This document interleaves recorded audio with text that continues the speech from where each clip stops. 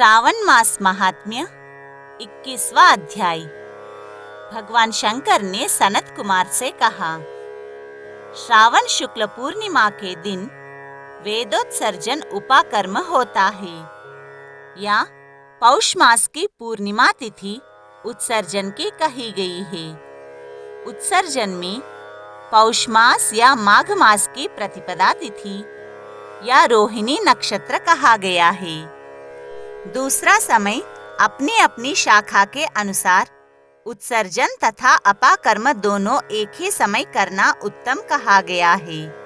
अतः श्रावण पूर्णिमा के दिन उत्सर्जन अभीष्ट है तथा वह्यत शाखार्थी उपाकर्म में श्रवण नक्षत्र अभीष्ट है।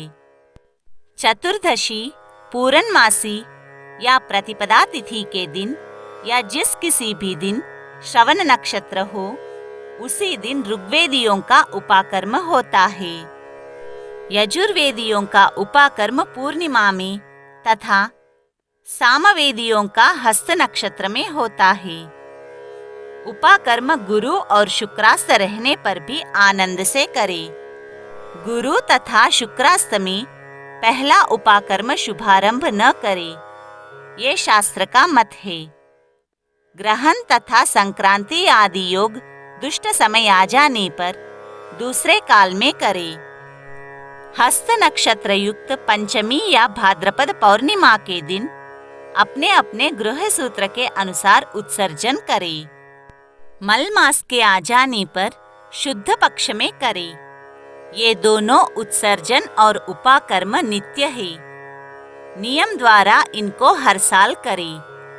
उपाकर्म की समाप्ति होने पर द्विजातियों के समक्ष उसी सभा में स्त्री सभादीप समर्पण करे।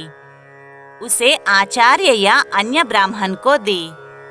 पहले सोने, चांदी या तांबे के पात्र में एक सेर गेहूं रखकर उसके ऊपर गेहूं के आटे का दिया बनाकर उसे जला दे। घी या तेल से योग कर 3 बत्ती ब्राह्मण को दक्षिणा पान सहित दे।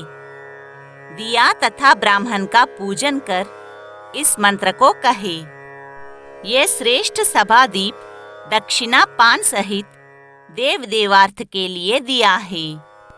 इस सभादीप के देने से मेरे सब मनोरथ परिपूर्ण हो तथा पुत्र पौत्र आदि सब कुल समुज्वल हो, यश की वृद्धि हो।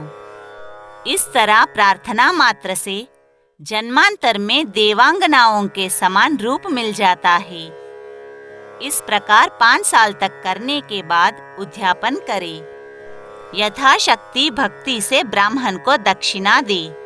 हे विप्र, आपसे सभादीप का ये उत्तम महात्म्य कहा।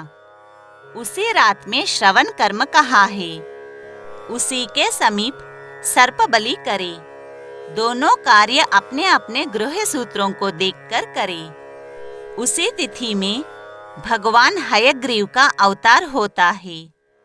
इस दिन हयग्रीव जयंती महोत्सव करे। हयग्रीव उपासक के लिए ये नित्य है। श्रावण मास पूर्णिमा के दिन श्रवण नक्षत्र में भगवान हयग्रीव ने पहला जन्म लिया।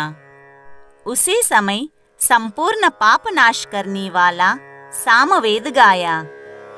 इसी पौर्णिमा के दिन रक्षाबंधन कहा है। यह सब रोगों तथा सब अशुभता का नाश करने वाला है।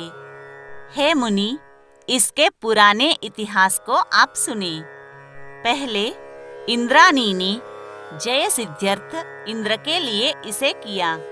हे विप्र, पहले 12 साल लगातार देव तथा असुर युद्ध हुआ। इंद्राणी ने उसी समय सुरेश्वर को थका देखकर कहा, हे देव, आज चतुर्दशी है।